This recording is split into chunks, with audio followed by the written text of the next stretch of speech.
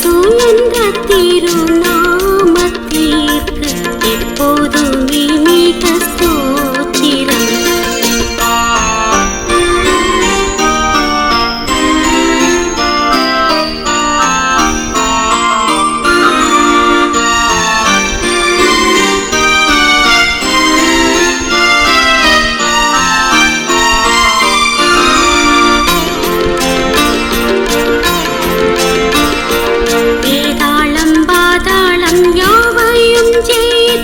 வீரமுள்ள திருநாமமது, வேதாளம் பாதாளம் யாவையும் ஜெயித்த வீரமுள்ள திருநாமமது. நாமும் வென்றிடுவோம் இந்த நாமத்திலே, நாமும் வென்றிடுவோம் இந்த நாமத்திலே. இயேசு என்ற திருநாமத்திற்கு எப்போதுமே மிக ஸ்தோத்திரம்.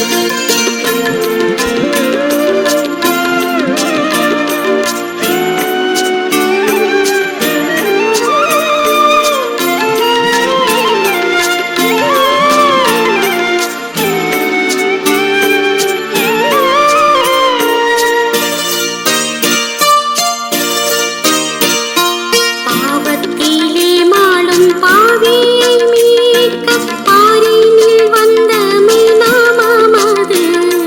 பாவத்திலே மாளும் பாவியை மீட்க பாரினில் வந்தமை நாமமது. பரலோகத்தில் சேர்க்கும் நாமமது, பரலோகத்தில் சேர்க்கும் நாமமது. இயேசு என்ற திருநாமத்திற்கு எப்போதுமே மிக ஸ்தோத்திரம்.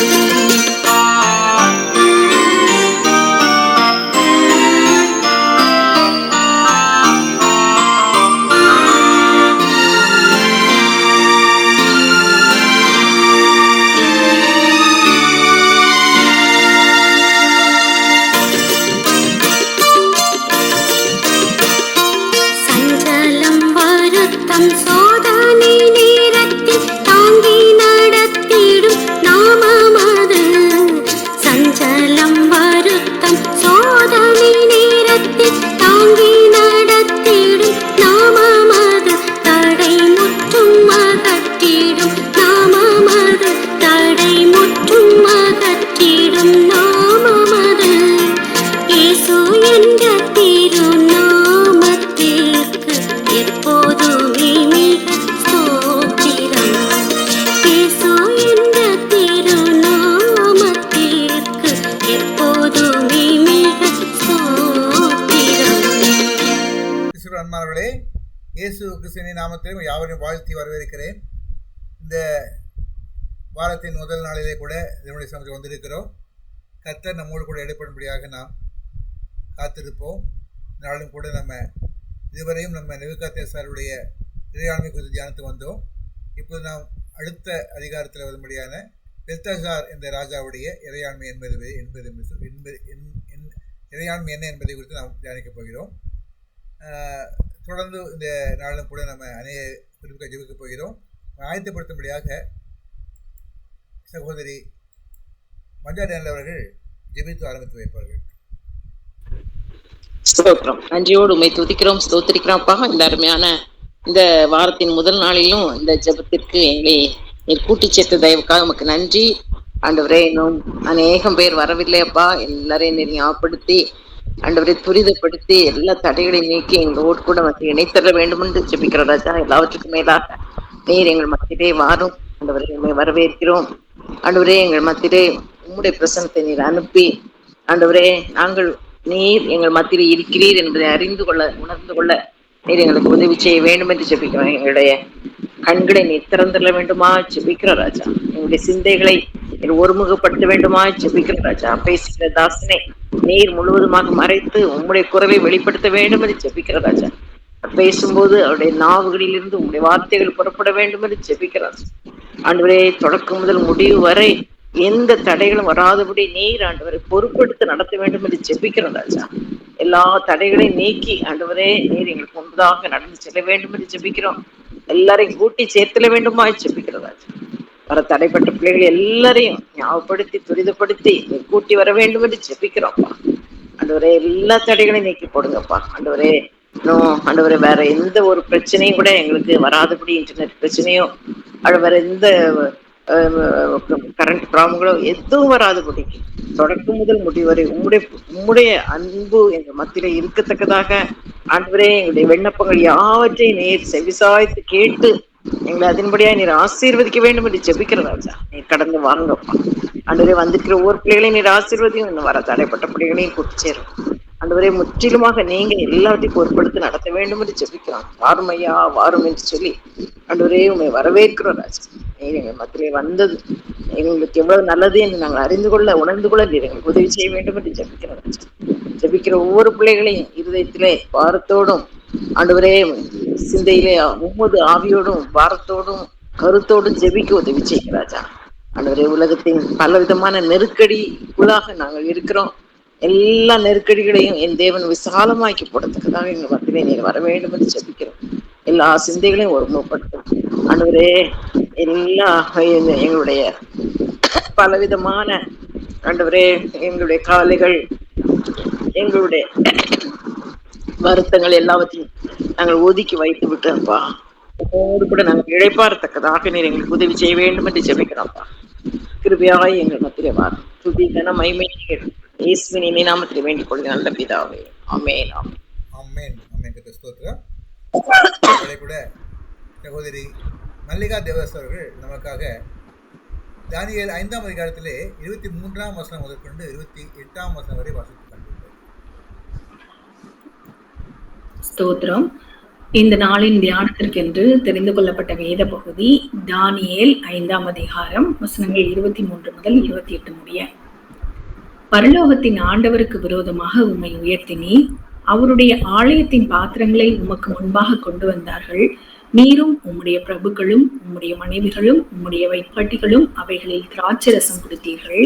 இதுவுமன்றி தம்முடைய கையில் உமது சுவாசத்தை வைத்திருக்கிறவரும் உமது வழிகளுக்கு எல்லாம் அதிகாரியுமாகிய தேவனை நீர் மகிமைப்படுத்தாமல் காணாமலும் கேளாமலும் உணராமலும் இருக்கிற வெள்ளியும் பொன்னும் வெண்கலமும் இரும்பும் மரமும் கல்லும் ஆகிய தேவர்களை புகழ்ந்தீர். அப்பொழுது அந்த கையிருப்பு அவரால் அனுப்பப்பட்டு இந்த எழுத்து எழுதப்பட்டது. எழுதப்பட்ட எழுத்து என்னவென்றால் மெனே மெனே தெக்கேல் உப்பார்சின் என்பதே. இந்த வசனத்தின் அர்த்தமாவது, மெனே என்பதற்கு தேவன் உன் ராஜ்யத்தை மட்டிட்டு அதற்கு முடிவு உண்டாக்கினார் என்றும், தெக்கேல் என்பதற்கு நீ தராசிலே நெருக்கப்பட்டு குறையாய் காணப்பட்டாய் என்றும், பெரேஸ் என்பதற்கு உன் ராஜ்யம் பிரிக்கப்பட்டு மேதியருக்கும் பெருஷியருக்கும் கொடுக்கப்பட்டது என்றும் அர்த்தமாம் என்றார்கள். ஆமென். கிறிஸ்துவே மகிமை உண்டாவதாக. ஆமென். சகோதரி கிறிஸ்டி சல்மான் அவர்கள் கர்த்தரின் பெட்டகம் நம் தோள் மேலே என்ற பாடலை பாடுவார்கள்.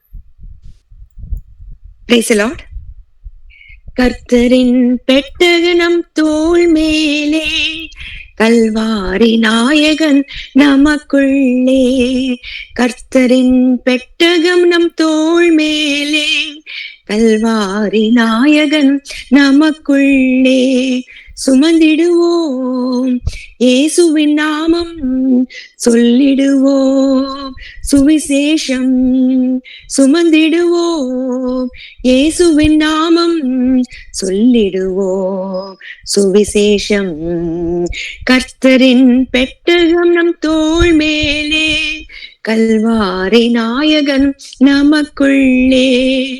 யோர்தான் நதியும் விலகியது, பெட்டி சுமந்த காற்பட்டவுடன். யோர்தான் நதியும் விலகியது, பெட்டி சுமந்த கால் பட்டவுடன். எரிகோ மதில்கள் இடிந்து விழுந்தன, 7 நாள் ஊர்வலம் வந்ததனால். எரிகோ மதில்கள் இடிந்து விழுந்தன, 7 நாள் ஊர்வலம் வந்ததனால். சுமந்திடுவோம் இயேசுவின் நாமம், சொல்லிடுவோம் சுவிசேஷம். சுமந்திடுவோம் இயேசுவின் நாமம் சொல்லிடுவோம் சுவிசேஷம். கர்த்தரின் பெட்டகம் நம் தோள் மேலே, கல்வாரி நாயகன் நமக்குள்ளே. தாகோன் விழுந்து நொறுங்கியது, வல்லமை இழந்து உடைந்து போனது. தாகோன் விழுந்து நொறுங்கியது, வல்லமை இழந்து உழைந்து போனது. சாத்தானின் கிரியைகள் அழித்திடுவோம் சர்வ வல்லவர் பெட்டி சுமப்பதால். சாத்தானின் கிரியைகள் அழித்திடுவோம் சர்வ வல்லவர் பெட்டி சுமப்பதால். சுமந்திடுவோம் இயேசுவின் நாமம் சொல்லிடுவோம் சுவிசேஷம். சுமந்திடுவோம் இயேசுவின் நாமம் சொல்லிடுவோம் சுவிசேஷம். கர்த்தரின் பெட்டகம் நம் தோள் மேலே, கல்வாரி நாயகன் நமக்குள்ளே. பலப்பக்கம் இடப்பக்கம் விலகாமலே நேர்வழி நடத்திடும் கர்த்தரின் பெட்டி. பலப்பக்கம் இடப்பக்கம் விலகாமலே நேர்வழி நடத்திடும் கர்த்தரின் பெட்டி. நோக்கி பார்க்கும் கண்கள் எல்லாம் நிரம்பிடுமே சந்தோஷத்தால். நோக்கி பார்க்கும் கண்கள் எல்லாம் நிரம்பிடுமே சந்தோஷத்தால். சுமந்திடுவோம் இயேசுவின் நாமம் சொல்லிடுவோம் சுவிசேஷம். சுமந்திடுவோம் இயேசுவின் நாமம் சொல்லிடுவோம் சுவிசேஷம். கர்த்தரின் பெட்டகம் நம் தோள் மேலே, கல்வாரி நாயகன் நமக்குள்ளே. ஆமென். கர்த்தருடைய பெட்டகம் என்பது கர்த்தருடைய வார்த்தை, கர்த்தருடைய வார்த்தை என்பது கர்த்தருடைய எழுத்து. எழுத்தை கூட நாம் தியானிக்கப் போகிறோம். அதற்கேற்ற விதமாக கூட நம்ம திரை சகோதரன் தேவதாஸ் அவர்கள் வந்திருக்கிறார்கள். அவர்கள் பெல்தசாரின் வந்துச்சு, மன்னிக்கவும், பெல்தசாரின் இறையாண்மை என்பதுதான் சரியான கருத்து. அவருடைய இறையாண்மை குறித்து நாம் தியானிக்கப் போகிறோம். அருமையான சகோதரன் டாக்டர் தேவதாஸ் அவர்களை இருகரம் தூக்கி குறித்து நாங்கள் வரவேற்கிறோம். வந்து இதனுடைய வார்த்தை பகிர்ந்து கொள்ளுங்கள்.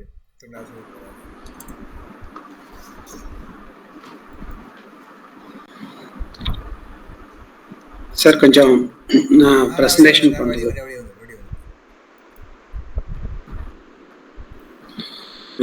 சிறு ஜபத்தை நம்ம ஏறெடுக்கலாம்.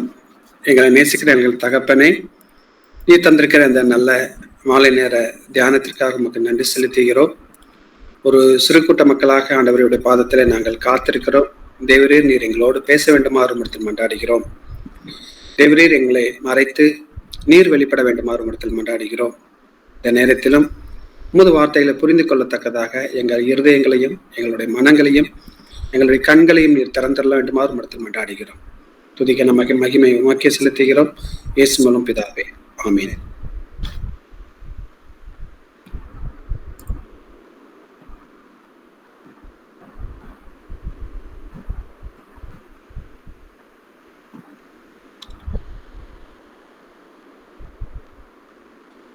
இன்றைய தினத்துக்கு நம்ம தியானிக்கக்கூடிய தலைப்பு வந்து புறஜாதி அரசர்களுடைய இறையாண்மை அப்படிங்கிற தலைப்புல பெல்ஷாத்சார் ராஜாவுடைய இறையாண்மை குறித்து நம்ம இன்னைக்கு தியானிக்க போகிறோம்.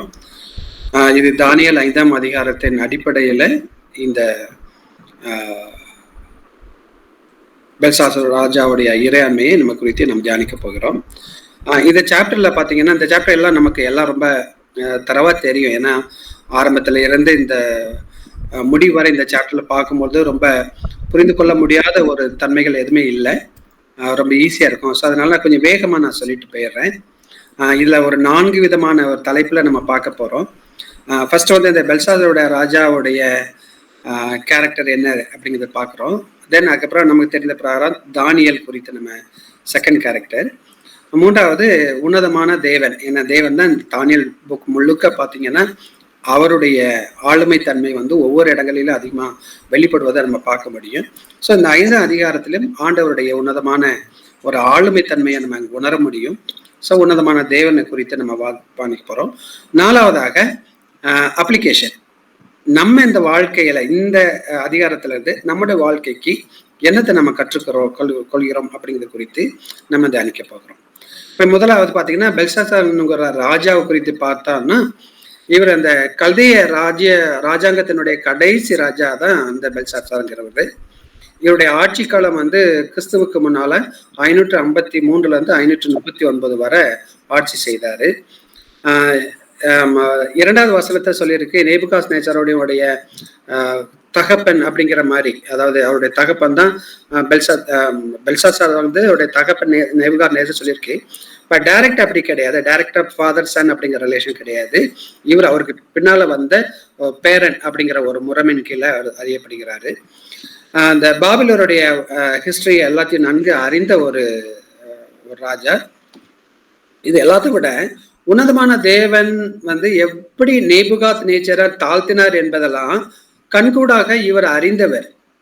தன்னுடைய தாத்தா வந்து இந்த மாதிரி கஷ்டப்பட்டிருக்கும் பொழுது அதையெல்லாம் கண்ணால பார்த்த ஒரு மனிதர் தான் இந்த பெல்சாசார்ங்கிற ராஜா. ரைட். இப்ப இவருடைய குணாதிசயம் என்ன அப்படின்னு சொல்லி கேட்டோம்னா, இவர் ஒரு ஆணவம் நிறைந்த ஒரு அரசர். நிந்தனை, அப்புறம் உருவ வழிபாடு, இதெல்லாமே அவங்க கிட்ட அந்த ராஜாக்கள்கிட்ட காமனா காணப்பட்ட ஒரு குணாதிசயங்கள். அதுக்கு இவரும் விளக்கு கிடையாது. இவரும் அதே வழியில தன்னுடைய குணாதிசயங்கள் தான் இருக்கிறத பார்த்துருக்கிறோம். இப்படிப்பட்ட நேரங்கள்ல பாத்தீங்கன்னா இந்த பாபிலன் அரசன் பெல்சாசார் வந்து ஒரு பெரிய ஒரு விருந்து நடத்துறாரு. இவர் வந்து ஆக்சுவலா பாத்தீங்கன்னா ஒரு not a good king, is a poor ruler. ஏன் அப்படின்னு சொல்லி கேட்டீங்கன்னா, மக்கள் வந்து இவருக்கு அகைன்ஸ்டா எல்லா காலத்திலுமே ரெபலியஸ் பண்ணியிருக்கிறாங்க, அது தெரியுது. கிட்டத்தட்ட இந்த நேரங்கள்ல வந்து ஒரு 1000 பேருக்கு ஒரு விருந்து வச்சிருக்கிறார். இந்த நேரத்துல விருந்து வைக்க வேண்டியது அவசியம் என்ன அப்படின்னு சொல்லி பாத்தீங்கன்னா, ஆல்மோஸ்ட் இந்த பாபிலோனிய சாம்ராஜ்யம் வந்து ஒரு முடிவுக்கு வரக்கூடிய காலகட்டம். இன்னும் சொல்ல போனா ஆண்டவர் இவர்கிட்ட இடைப்பட்ட நாளுக்கு அடுத்த நாள் இவர் வந்து தன்னுடைய ராஜ்யத்தை இழந்து போறார். இன்னும் சொல்ல போனா ஹிஸ்டரியில என்ன சொல்லியிருக்காங்கன்னா, இவருடைய பேலஸ்ல இருந்து ஒரு 35 கிலோமீட்டர் தூரத்துல பெர்சியா மேதிய ராஜ்யத்தினுடைய அந்த படைகள் வந்து குடிகொண்டு இருக்குது. இப்படிப்பட்ட ஒரு காலகட்டத்துல இவர் விருந்தெல்லாம் வைக்க வேண்டிய அவசியம் என்ன வந்திருக்குது? அப்போ எதிராளிகள் தன்னை பக்கத்துல இருக்கிறாங்க அப்படி தெரிஞ்சிருந்தோம், நாளைய தினத்துல அல்லது இன்னும் சிறு தினங்களை நம்ம இழந்து போவோம் அப்படின்னு தெரிஞ்சிருந்தோம், இவர் இப்படி ஒரு அஜாக்கிரதையான ஒரு வழிமுறைகளை கொண்டிருக்கக்கூடிய ஒரு ராஜா அப்படிங்கிறத நம்ம புரிஞ்சு கொள்ள முடியுது. சரி, இதெல்லாம் ஒரு ராஜ்யபார சபத்தை பற்றி விஷயம் சொல்லி வச்சா கூட கடைசி அவர் பண்ணின ஒரு முக்கியமான காரியம் தான் ரொம்ப கொடுமையான ஒரு காரியம். அது என்ன அப்படின்னா, நேபுகாத்நேச்சார் எருசலேம் தேவாலயத்திலிருந்து கொண்டு வந்த பொன் வெள்ளி பாத்திரங்களை தீட்டுப்படுத்தி அவர்கள் திராட்சரசம் குடித்து பொன் வெள்ளியும் வெண்கலமும் இரும்பும் மரமும் கல்லுமாகிய தேவர்களை புகழ்ந்தார்கள். குடிக்க ஆரம்பிச்சு அந்த இடத்துல ஒரு செலிப்ரேஷன் மைண்ட், ஒரு ஃபெஸ்டிவல்குள்ளாக கடந்து போகும் பொழுது அவங்க ஆட்டோமேட்டிக்காவே தங்களுடைய குணாதிசயத்தை முற்றிலுமாக இழந்த ஒரு தன்மையை தான் நம்ம இந்த இடத்துல பார்க்கிறோம். இப்போ ஒண்ணு வந்து ஆண்டவருக்காக கான்செக்ரேட் பண்ணப்பட்ட பொன் பாத்திரங்கள் எல்லாம் கொண்டு வந்து இங்க யாரும் செய்யாத ஒரு விஷயத்தை இவர் துணிந்து செய்யறார். அந்த கோப்பைகள்ல இவர் வந்து அந்த திராட்சரசத்துல ஊற்றி அதை குடிக்கிறத நம்ம பார்க்கிறோம். அங்க இருக்கக்கூடிய எல்லாருக்கும் அந்த பாத்திரங்கள் பலமாறப்படுகிறத நம்ம பார்க்கிறோம். இதுல இருந்து நம்ம கற்றுக்கொள்ள வேண்டிய விஷயம் என்ன அப்படின்னு சொல்லி பார்த்தோம்னா, தேவனுக்கு அர்ப்பணிக்கப்பட்டதையும் தேவனுக்கு சேவை செய்வதற்காக ஒதுக்கப்பட்ட எதையும் பாவ நோக்கங்களுக்காக நம்ம பயன்படுத்தக்கூடாது. அது ரொம்ப முக்கியமான காரியம். இப்ப தேவனுடையதை நாம் எவ்வாறு பயன்படுத்துகிறோம் என்பதை நம்ம வந்து ரொம்ப ஜாக்கிரதையா நம்மளுடைய வாழ்க்கையில நம்ம வந்து என்ன இருக்கணும் அப்படிங்கிறத செய்யறோம். ரைட். இப்படி இவங்க இந்த செலிப்ரேஷன் போயிட்டு இருக்கிற நேரத்துலதான் ஆண்டவருடைய கரம் அந்த சாந்து பூசப்பட்ட சுவத்துல வந்து அந்த ஒரு எச்சரிக்கையினுடைய செய்தியை வந்து அவருக்கு வந்து என்ன பண்ற தெரியப்படுத்துது. அந்த இதை பார்த்த உடனே இவருக்கு ரொம்ப பயம் வந்துடுது, ஒரு கலக்கம் வந்துடுது. தன்னால என்ன செய்வதுன்னு தெரியாம அவருடைய கை கால்கள் எல்லாம் நடுக்கம் அடைந்து செய்வது தெரியாமல் முழிச்சுக்கிட்டு இருக்கிறார். இந்த நேரத்துலதான் ஆண்டவருடைய மனிதர் தானியேல் வந்து அந்த இடத்துல வரார். எப்படி வராரு அப்படின்னா, இவருடைய ராஜாத்தி மூலியமாக அவருக்கு இந்த நியூஸ் போகுது. ஸோ ராஜாத்தி வந்து தானியேல் இருக்காரு அப்படின்னு சொல்லிட்டு நேராக வந்து ராஜா கிட்ட சொல்லி தானியேல் இருக்கிறாரு, தானியேல் வந்து உங்களுக்கு அந்த எழுத்துக்கள் எல்லாம் இன்டர்பிரேஷன் கொடுப்பாரு அப்படின்னு சொல்லி அவரை கூட்டிட்டு வராங்க. இப்ப தானியேல் குறித்து நம்ம இங்க பார்க்கும் பொழுது, தானியேல் வந்து ஏற்கனவே நம்ம 4 அதிகாரத்தில் பார்த்துருக்கிறோம். அவர் வந்து ஒரு has a special spirit to interpret the God's word. கடவுளுடைய வார்த்தைகளை வியாக்கியானம் பண்ணுவதற்குன்னு அவன்கிட்ட தனிப்பட்ட ஒரு பரிசுத்தமான ஆவி இருந்தது அப்படிங்கிறத நம்ம ஆரம்ப காலங்களில் பார்த்துருக்குறோம். ஸோ அவருக்கு அறிவும் புத்தியும் விசேஷமான ஆவி இருக்கிற ஒரு மனிதர் அப்படிங்கிறது நமக்கு நல்லா தெரியும். இப்போ இந்த இடத்துல அங்க இருக்கக்கூடிய அந்த கல்தையருடைய எல்லா சாஸ்திரிகள், ஜோசியர்கள் எல்லாத்தையும் கூட்டிட்டு வராங்க. ஆனால யாருக்குமே அந்த வார்த்தைகளை இன்டர்பிரேஷன் பண்ணதுக்கான அந்த எபிலிட்டி இல்லை. இப்ப தானியேலுக்கு மட்டும் அந்த விசேஷத்த ஒரு தன்மை இருந்தது. ஏன் இருந்தது, எப்படி இருந்தது அப்படிங்கிறத குறித்து பின்னால நம்ம விவாதிப்போம். இப்போ இந்த இடத்துல வந்து தானியேல் வராரு. வந்த உடனே அவர் முறையிடுறாரு. தானியேல் வந்து சொல்லிட்டு அது மட்டும் இல்லை, இந்த நேரங்கள்ல நீ இந்த மாதிரி சொன்னா உனக்கு 3வது ஒரு ஸ்டேட்டஸ் நான் கொடுப்பேன், ராஜ்யத்திலே 3ஆம் அதிபதியா இருப்பாய் அப்படிங்கிற ஒரு பெரிய கௌரவத்தை கொடுக்குறாரு. கௌரவத்தை கொடுப்பேன் சொல்லி வாக்குத்தத்தம் கொடுக்குறாரு. அப்போ தானியேல் சொன்ன ஒரு வார்த்தையா தான் ரொம்ப முக்கியம். அதாவது 17ஆம் வசனத்துல நம்ம பார்க்கிறோம். அப்ப தானியேல் ராஜசமயத்தில் பிடித்தமாக உம்முடைய வெகுமானங்களும் உம்முடத்துல இருக்கட்டும், உம்முடைய பரிசுகளை வேறொருக்கு கொடும், இந்த எழுத்தை நான் ராஜாவுக்கு வாசித்து அதை அர்த்தத்தை இருப்பேன். இது ஒரு தேவ மனிதன் எந்த ஒரு இக்கட்டான சூழ்நிலையிலும் செய்ய வேண்டிய மிக மகத்துவமான ஒரு மாடலை தானியேல் வந்து நமக்கு சொல்லியிருக்கிறார் இந்த இடத்துல. ஏன்னா நம்ம உலகத்துல இருக்கிறோம், ஆனா நம்ம உலகத்துக்குரிய ஆளுக்கு கிடையாது. நம்ம உண்மையிலே யாருக்கு நம்ம உத்தமம் உண்மையா இருக்கணும்னா நம்மளுடைய கடவுளுக்கு, நம்மளோட படைத்த நம்மளுடைய தேவனுக்கு தான் உண்மையா இருக்கணும். எந்த சர்க்கம்ஸ்டன்ஸா இருக்கட்டும், அல்ல எந்த எப்பேற்பட்ட பெரிய பதவியில இருக்கிறவங்களா இருக்கட்டும், எல்லா ஒரு அதிகாரத்தை உடையவங்களா இருக்கட்டும், இவர்களெல்லாம் நமக்கு வந்து அவங்களை டிஸ்ரெஸ்பெக்ட் பண்ணணும்னு சொல்லி அர்த்தம் இல்லை. ஆனால் ஆண்டவருக்கு நம்ம கொடுக்க வேண்டிய கனத்தை கொடுத்தா ஆண்டவர் நமக்கு விசேஷமான ஆவியை கொடுத்து தைரியத்தை கொடுப்பார், அதற்கான அறிவும் அதற்கான புத்தியும் நமக்கு கொடுப்பார். அப்படிங்கிறதுக்கு ஒரு முக்கியமான எக்ஸாம்பிள் இங்க இந்த தானியேல் வந்து இவருக்கு பொருள் எல்லாத்துக்கும் கொடுக்கன்னு சொன்னோன்னே, இந்த மெட்டீரியல் எல்லாமே அவருக்கு ஒரு இம்மெட்டீரியல், இதெல்லாம் நீரே வச்சுக்கிறோம், எனக்கு ஒண்ணுமே வேண்டியதில்லை அப்படின்னு சொல்லி. இதே இன்ஸ்டன்ட் வந்து நம்ம ஆதியாகமத்தில் படிப்போம். ஆபிரகாம் இதே போல ஒரு சூழ்நிலையில ஒரு ராஜா இந்த மாதிரி தர்றேன் அப்படின்னு சொல்லும் போது அது எல்லாத்தையும் நிராகரிச்சிருப்பார். நீ கொடுத்து நான் வந்து பெரிய பணக்காரன் ஆக வேண்டிய அவசியம் எனக்கு இல்லை அப்படின்னு சொல்லி எடுத்தறி அழகா பேசியிருப்பார். அதே போலதான் இங்கேயும் நமக்கு. அப்ப இதுல இருந்து நமக்கு தெரிய வேண்டிய விஷயம் என்னன்னா, கடவுளை மனிதர்கள் இந்த உலகத்தினுடைய சம்பத்தோ அல்ல உலகத்தினுடைய வெகுமானங்களோ அல்லது அதனுடைய பாரம்பரியங்களோ அல்லது அதனுடைய தாற்பயங்களோ எதுவுமே நம்ம அண்டக்கூடாது அப்படிங்கிறதுக்கு ஒரு பெஸ்ட் எக்ஸாம்பிள் இந்த 17ஆம் வசனத்துல இருந்து நம்ம கற்றுக்கொள்ள முடியும். ஸோ இப்போ தானியேல் வந்து அதை இன்டர்பிரேஷன் கொடுக்க வர்றாரு. கொடுக்கும் பொழுது அவர் ரொம்ப அழகா வந்து சொல்றாரு. என்ன சொல்றாரு? ஃபர்ஸ்ட் வந்து ஆண்டோடைய மகிமையை பத்தி சொல்றாரு. 19ஆம் வசனத்துல பாத்தீங்கன்னா ரொம்ப அழகா சொல்றாரு. 18-19 பார்க்கும்போது சொல்றாரு, ராஜாவே உன்னதமான தேவன் உம்முடைய பிதாவாகிய நேபுகாத்நேசருக்கு ராஜ்யத்தையும் மகத்துவத்தையும் கனத்தையும் மகிமையும் கொடுத்தார். இப்ப ஆரம்பத்திலேயே பாத்தீங்கன்னா அவருக்கு த சோர்ஸ் ஆஃப் பவர் வந்து எங்க இருந்து வருது? நீங்க ராஜாவா இருக்கலாம், ஆனா ஆக்சுவல் வந்து உங்களுக்கு வரக்கூடிய பவர் உன்னதமான தேவன் இருந்து வருது அப்படிங்கிற அந்த சத்தியத்தை ரொம்ப அழகா எடுத்து வைக்கிறார். அது மட்டும் இல்ல, அவருக்கு கொடுக்கப்பட்டதை எல்லாத்தையும் மட்டும் இல்ல, அவருக்கு அந்த ஆண்டவர் தமக்கு சித்தமானவனை மட்டும் உயிரோட வைப்பாரு, தமக்கு சித்தமானவனை மட்டும்தான் உயர்த்துவாரு, தமக்கு சித்தமானவனை தாழ்த்தியும் போடுவாரு. அவருடைய செயல்களை நீங்க புரிந்து கொள்ளணும் அப்படின்னா நீங்க அவரோட நல்ல ஒரு உறவுகள் உடையவர்களா இருக்கணும் அப்படிங்கிற ஒரு பெரிய உண்மையை இந்த இடத்துல 19ஆம் அதிகாரத்துல நம்ம சொல்றாரு. அதுக்கப்புறம் 20ஆம் வசனத்துல பார்க்கும் பொழுது நேபுகாத்நேச்சாருடைய அந்த ராஜாங்கம் எப்படி முடிவுக்கு வந்தது அப்படிங்கிறத அவருக்கு விளக்குறாரு. அது எல்லாத்த விட 23ஆம் வசனத்துல சத்தியத்தை தைரியமாக தெரிவிக்கிறார். அந்த இடத்துல ஒரு ராஜா மத்தியில உண்மைகளை பேசுறவங்களை அல்லது ஒரு எதிர்மறையான செய்திகளை கொண்டு வர்றவங்களை இந்த ராஜா உயிரோட வைக்க விட மாட்டார், அடுத்த நிமிஷமும் கொண்டு போடுவார். இதுதான் நிறைய இடங்கள்ல நடக்கிறது. ஆனா இந்த இடத்துல தன் உயிரை குறித்து கூட அவர் கவலைப்படல. ஆண்டவர் சொன்ன மெசேஜ அப்படி அழகா அவருக்கு வந்து தெரியப்படுத்துற. இதோட விளைவு என்ன? இதுதான் நம்ம கற்றுக்கொள்ள வேண்டிய முக்கியமான விஷயங்கள். அதுக்கடுத்தப்ப 3வது கேரக்டர் பாத்தீங்கன்னா நம்மளுடைய உன்னதமான தேவனுடைய குணாதிசயங்களை இந்த தானியல் சாப்டர் முழுக்க நம்ம பார்த்தோம்னாலே இங்க சில விஷயங்களை கொடுத்துருக்கிறேன்.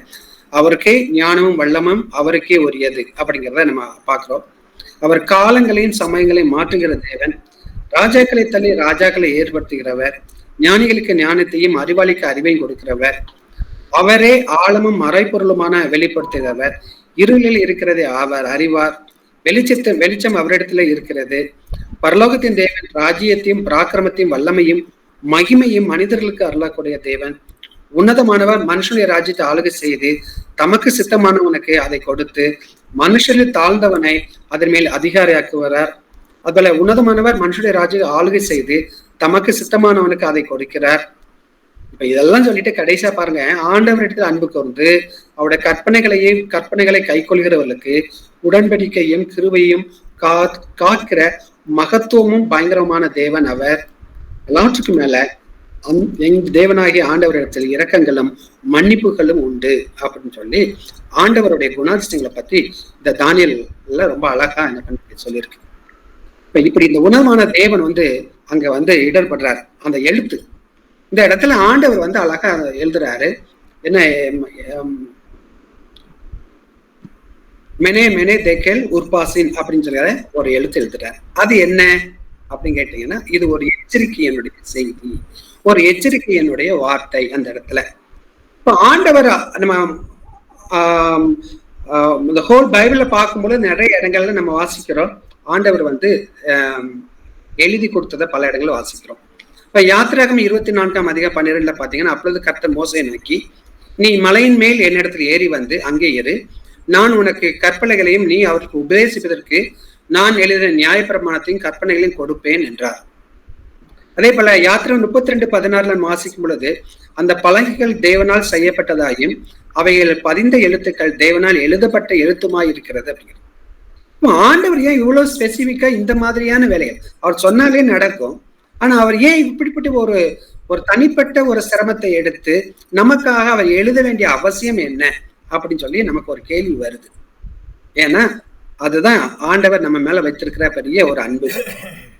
அவருக்கு ரூபமாக படைக்கப்பட்ட நாம் வந்து எந்த வகையிலையும் கூட நம்ம அவரை விட்டு விலகி சென்றுடக்கூடாதுன்னு சொல்லி அவர் நம்ம மேல் ரொம்ப அக்கறையா இருக்கக்கூடிய ஒரு தேவன். அதனாலதான் அவருடைய கரத்தைய பார்த்து எழுதி நம்ம கையில கொடுத்து, அப்பமாவது என்னுடைய பையன், என்னுடைய பிள்ளை, என்னுடைய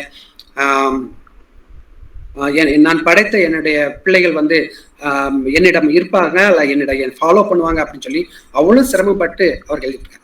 இன்றைக்கு நம்மளிடத்துல இப்படிப்பட்ட எழுதின வார்த்தைகள்லாம் நம்மளுடைய கரங்கள்ல வந்து பரிசுத்த வேதாகமாக இருக்கிறது. இப்ப இதை நம்ம எவ்வாறு நம்ம யூஸ் பண்ணிக்கிறோம் அப்படிங்கிறது ஒரு பெரிய கேள்வி. எதற்காக? ஏன்னா இது எல்லாமே நமக்கு வந்து வழிகாட்டக்கூடிய எழுத்துக்களாக, வழிகாட்டக்கூடிய வார்த்தைகளாக, சில நேரங்களில் நமக்கு எச்சரிக்கை தரக்கூடிய எழுத்துக்களாக, எச்சரிப்பின் வார்த்தைகளாக, சில நேரங்களில் நம்ம அதை ஃபாலோ பண்ணி ஆண்டவருக்கு உண்மையாக வாழும் பொழுது அவர் நமக்கு தரக்கூடிய ஒரு வாக்கு தத்தத்தின் எழுத்துக்களாக, அது போக கடினமான சூழ்நிலைகளை நமக்கு ஆலோசனை தருகிற எழுத்துக்களாக, அவருடைய உள்ளத்தினுடைய ஆசைகளை இந்த வேதாகமத்தில் நமக்கு எழுதி வைத்துக் கொண்டிருக்கிறார். இந்த வேதாகங்களை நம்ம வந்து எப்படி நம்முடைய வாழ்க்கையில நம்ம வந்து என்ன பண்றோம், பயன்படுத்துகிறோம், ஆண்டவருக்கு நாம் கீழ்ப்படிந்து நம்முடைய வாழ்க்கையில எந்த அளவுக்கு உண்மையாக அவரிடத்தில் இருக்கிறோம் அப்படிங்கிறதுதான் ஆண்டவருக்கும் நமக்கும் உண்டான அந்த உறவை காட்டுது. இந்த உறவுகள் நல்ல பலப்பட்டு இருக்கும் பொழுது தானியேலை போல நமக்கும் ஆண்டவர் அவருடைய ரகசியங்களை அறியக்கூடிய ஒரு அறிவையும் விசேஷித்த ஒரு ஞானத்தையும் அறிவையும் புத்தியும் நமக்கு தர வல்லவரா இருக்கிறார். அப்போ இந்த வாழ்க்கை வந்து ஒரு குறுகிய வாழ்க்கை.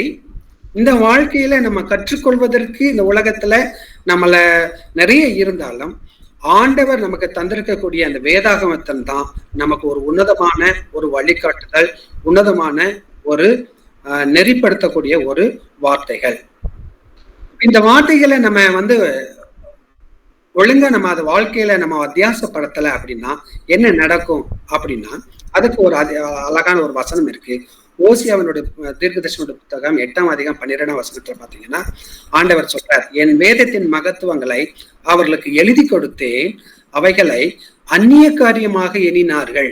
எவ்வளவு பெரிய ஒரு மனதுல ஒரு பெரிய வியாகுலத்தோடு சொல்லக்கூடிய வார்த்தைகள். அப்போ ஆண்டவர் நம்மளை கவனமா கவனித்துக் கொண்டே இருக்கிறார். நம்ம ஒவ்வொரு நிமிஷம் கூட நம்மளை அவர் கவனித்துக் கொண்டே இருக்கிறார். நம்முடைய உணர்வுகள், நம்மளுடைய உள்ளங்கள், உள்ளத்தினுடைய எண்ணங்கள், நம்முடைய இருதயத்தின் ஆழ்மனதில் இருக்கக்கூடிய எண்ணங்கள் அனைத்துமே அவருக்கு வெளியரங்கமா இருக்குது. அப்போ நம்ம ஏன் இப்படி தெரிந்த ஆண்டவர்கிட்ட நம்ம ஏன் உண்மையா இருக்கக்கூடாது அப்படிங்கிற கேள்வி வருது. அப்ப அப்படி உண்மையா இருக்கும் பொழுது ஆண்டவர் நிச்சயமாக நமக்கு அவர் தானியேலுக்கு கொடுத்த அதே ஆசீர்வாதங்களையும் நம்ம வாழ்க்கையில கொடுப்பதற்கு வல்லவரா இருக்கிறார். சோ இப்படிப்பட்ட ஒரு காலகட்டங்கள் இருக்கும்போது நம்ம இந்த நம்மளுடைய பாவங்களையோ அல்லது நமக்கு போக முடியாது இருக்கக்கூடிய நம்மளோட முரட்டாட்டங்களையோ நாம் அவரிடம் முறையிடும் பொழுது அவர் நமக்கு மன்னித்து நம்மை இன்னும் பலப்படுத்தி அவருக்குள்ளாக வழி நடத்துகிற ஒரு தேவனா இருக்கிறார். இப்ப இந்த இடத்துல லூக்கா 13ஆம் அதிகாரம் 6 முதல் 9 வரை நம்ம பார்க்கும் பொழுது ஒரு ஆண்டவர் நம்ம இந்த இடத்துல ஒரு உவமைகளை நமக்கு சொன்னார். அதை நம்ம இந்த இடத்துல பார்க்கிறோம். ஒருவன் தன்னுடைய திராட்சை தோட்டத்துல ஒரு அத்திமரத்தை நாட்டியிருந்தான். அவன் வந்து அதன் கனியை தேடின போது ஒன்றும் காணவில்லை. அப்பொழுது அந்த தோட்டக்காரனை நோக்கி, இதோ 3 வருஷமாய் இந்த அத்திமரத்திலே கனியை தேடி வருகிறேன், ஒன்றையும் காணவில்லை, இதை வெட்டி போடு, இது நிலத்தையும் ஏன் கெடுக்கிறது என்றார். அதற்கு அவன், ஐயா, இது இந்த வருஷம் மட்டும் இருக்கட்டும், நான் இதை சுற்றிலும் கொத்தி எரு போடுவேன், கனி கொடுத்தால் சரி, கனி கொடுக்காவிட்டால் இனிமேல் இதை வெட்டி போடலாம் என்று சொன்னான் என்றார். இந்த உவமையை பார்த்தீங்கன்னா இது ரொம்ப ஆப்டா நம்மளுடைய வாழ்க்கைக்கு பொருந்தக்கூடியதா இருக்குது. ஆண்டவர் ஒவ்வொரு நாளும் வேதத்தை நம்ம கையில கொடுத்து இதை நம்ம வாசித்து இதுல வரக்கூடிய செய்திகளை இந்த வார்த்தைகள் நம்ம மூலமாக நம்ம மனதுல தொட்டு ஆண்டவரிடம் நம்ம திரும்பி ஆண்டவரோடு நல்ல ஒரு உறவு நிலையை வாழும் பொழுது நம்முடைய வாழ்க்கை ஒரு கனி தரக்கூடிய ஒரு வாழ்க்கையாக இருக்கும். இப்படிப்பட்ட ஒரு வாழ்க்கையை தான் ஆண்டவர் நம்ம இடத்துல எதிர்பார்க்கிறார். அப்படிப்பட்ட வாழ்க்கை நம்ம வாழும் பொழுது நம்ம எனக்கு ஆண்டவர் தரக்கூடியது என்னன்னு கேட்டீங்கன்னா, நமக்கு வெளிப்படுத்தல் 20ஆம் அதிகாரம் 12ஆம் வசனத்துல கடைசி நாட்களில் வரக்கூடிய அந்த நியாய தீர்ப்புல ஆண்டவர் நமக்காக பெரிய ஒரு ஹானர் தர்றார். இந்த வெளிப்படுத்தல் 20:12 பாத்தீங்கன்னா, மரித்தோராகிய சிறியோரையும் பெரியோரையும் தேவனுக்கு முன்பாக நிற்க கண்டேன். அப்பொழுது புஸ்தகங்கள் திறக்கப்பட்டன, ஜீவ புஸ்தகம் என்னும் வேறொரு புஸ்தகம் திறக்கப்பட்டது. அப்பொழுது அந்த புஸ்தகத்தில் எழுதப்பட்டவர்களின்படியே மரித்தோர் தங்கள் கிரியைகளுக்கு தக்கதாக நியாய தீர்ப்பு அடைந்தார்கள். ஆக இப்படிப்பட்ட ஒரு காலங்கள் வரும் பொழுது நாம் என்ன செய்ய போகிறோம்? ஆண்டவர் நம்ம மத்தியில அழகா அவருடைய உள்ளத்தின் எண்ணங்களை நமக்கு எழுத்துக்களாக நம்ம கையில கொடுக்கப்பட்ட இந்த வேதத்தை நம்ம தினமும் வாசிக்கிறோமா? இந்த வேதத்தின் படியே நம்ம வந்து வாழ்கிறோமா? ஒரு கனி தரக்கூடிய ஒரு வாழ்க்கையை நம்ம வாழ்றோமா? ஆண்டவர் இந்த வாழ்க்கையை பார்த்து கடைசி காலங்களில் மனம் திரும்ப வேண்டிய அந்த காலங்கள்ல ஆண்டவர் என்ன நம்மளிடம் எதிர்பார்க்கிறாரு அப்படின்றத நாம் புரிந்து அவருக்கு இந்த வாழ்க்கையை நம்ம அர்ப்பணிக்கும் பொழுது உண்மையிலே இந்த வாழ்க்கையில அவருக்கு நம் மகிமை கொண்டு வரக்கூடிய ஒரு வாழ்க்கையை வாழ முடியும் என்பதுல எந்த விதமான சந்தேகமும் இல்லை. அப்படிப்பட்ட ஒரு வாழ்க்கை முறைகளை நம்ம வாழுவோம், ஆண்டவரிடம் திரும்புவோம். ஆண்டவர் நம்ம மூலமாக என்னென்ன திட்டங்களை வைத்திருக்கிறாரோ அதை செய்வதற்கு நாம் அவரிடத்தில் நம்மை ஒப்புக் கொடுப்போம். அப்படிப்பட்ட பாக்கியங்களையும் கிருபைகளையும் ஆண்டவர் நமக்கு தருவாராக. ஆமென். ஆமென். கர்த்தருக்கு ஸ்தோத்திரம்.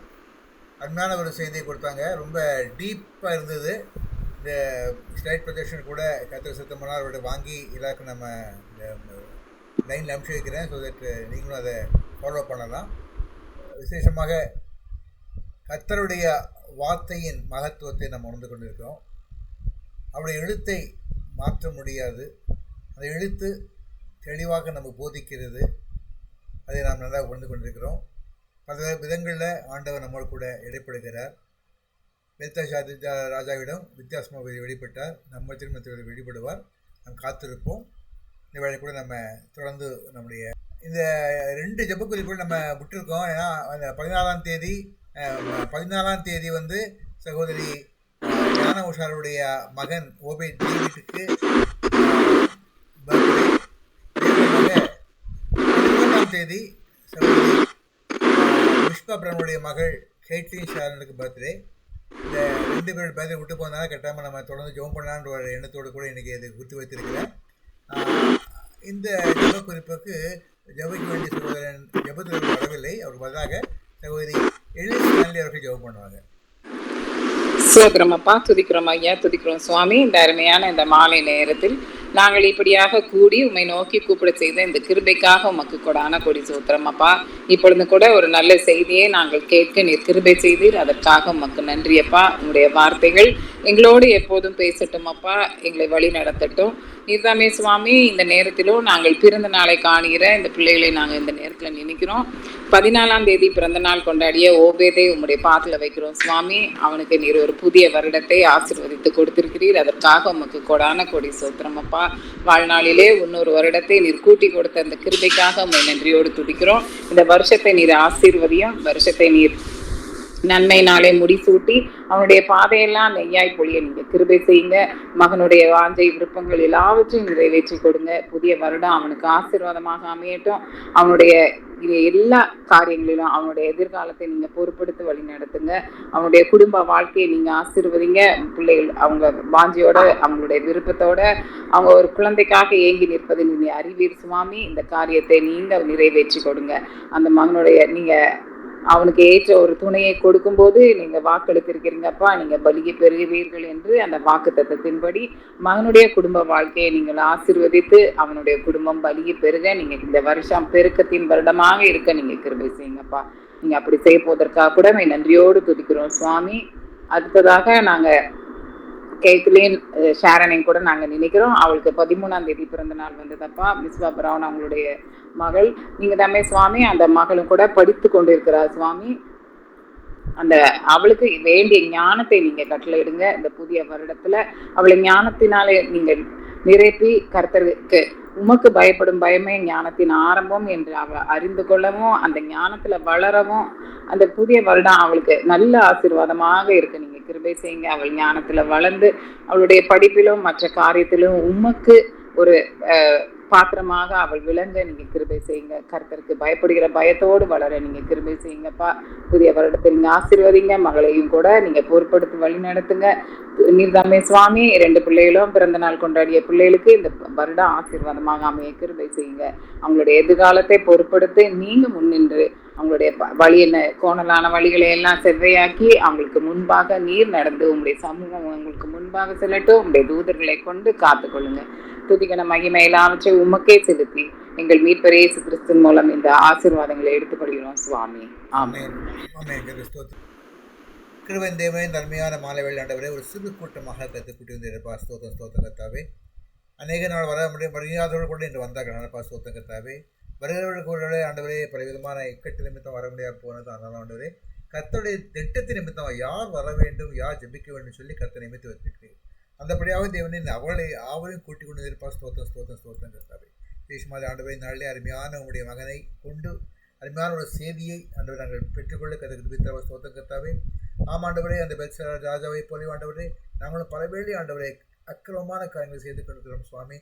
அப்பொழுது ஆண்டவரே எங்களுக்கு உடனே ஆண்டவரை கண்டிப்பு வரும்பொழுது ஆண்டவரை நாங்கள் திருந்த முடியும் அப்பா. அதாவது தேவனே கர்த்தர் தாமே பிரிவார்ந்த ஆண்டவரே எங்களையும் ஆண்டவரை கண்டித்து உணர்த்து ஜெபிக்கிறோம். அந்த மட்டாய் தண்டியும் அப்பா. ஆண்டவரே அந்த பெல்சாவை போல் ஆண்டவரே அதிகமான தண்டனை ராஜா மட்டாய் தண்டித்து ஆண்டவரை நாங்கள் விலகி கொள்ள கிருபித்தார் சுவாமி. தொடர்ந்து கர்த்தாவே நாள் ஆண்டவரே இதோடு இணைந்திருக்க எல்லா ஸ்தோத்திரம் கர்த்தாவே. இணைந்தவர்கள், இணைய முடியாதவர்கள், இணைய முயற்சி பண்ணவர்கள் எல்லாரும் கர்த்தாவே ஒவ்வொரு பேரும் ஆசிரியப்பா.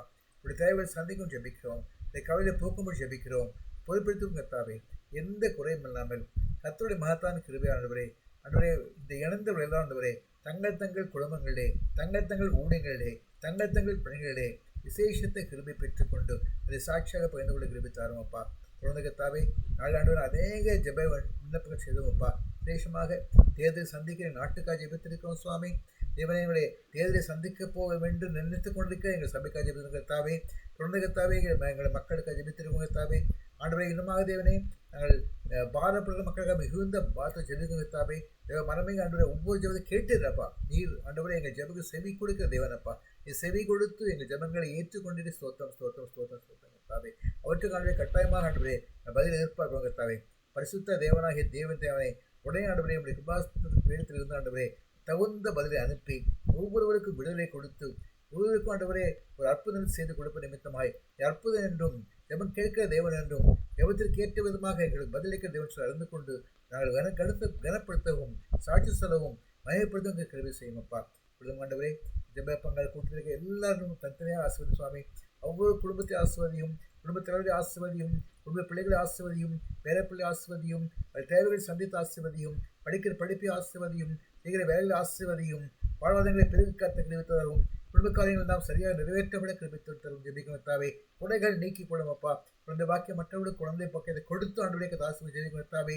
துணகத்தாவே திருமண மக்களுக்கு ஆண்டவரை சீக்கிரமா தேவனே உனக்கு ஏற்ற ஆண்டவர் உணவுகளை தேடிப்பட்டு தந்துத்தாவே. துணகத்தாவே உனக்கு கிருமித்துவம் தேவனே ஆண்டவரே எங்கள் ஜெபப்பங்கள் கூட்டத்திற்கு எல்லாரும் ஆண்டவரே நன்மையை பெற்றுக்கொண்டு சாட்சிகள் பெற்றுக் கொண்டு கிருபித்தாருங்கப்பா. துணகத்தாவே இந்த ஊழியம் இதுவரை தடை நடைபெற ஸ்தோத்திரங்கத்தாவே. மகத்தான் கேள்வி இந்நாள் ஆண்டவர் நேரை கூட்டிக் கொண்டு வந்து எல்லோரும் இணைந்து ஜெப கிருபை தந்து தொடர்ந்து ஆண்டவர் நடத்தப்பட கிருவித்தாரும். உம்முடைய ஊழியம் நடத்தி கொண்டு வருகிற சோத்திரம் சுத்திரம் தொடர்ந்து கண்டு பயப்படுத்தும் ஊழியம் பருகி பிறகு தெரிவித்தாருமப்பா.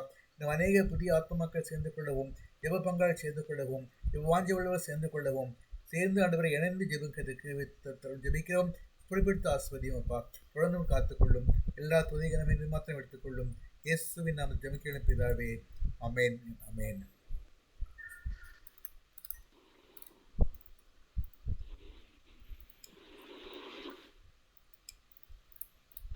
நம்முடைய கர்த்தராகிய இயேசு கிருபையும் பிதாவாகிய தேவனுடைய அன்பும் பரிசுத்த தேவாவின் ஐக்கியமும் இன்றும் என்றுமாக நமக்கு இருப்பதாக. ஆமென்.